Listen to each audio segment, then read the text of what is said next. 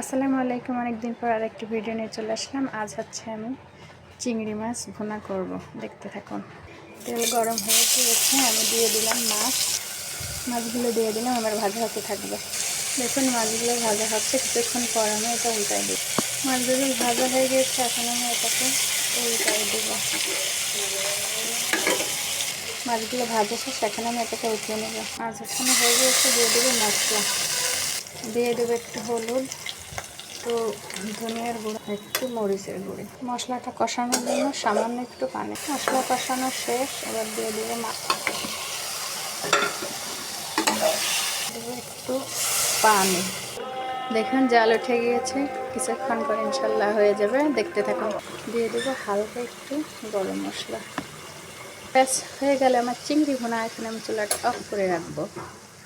দেখুন ফাইনালি আমার চিংড়ি ভুনা হয়ে গিয়েছে। কতটা লবণের, সবাই ভালো থাকবেন, সুস্থ থাকবেন। আল্লাহ হাফেজ।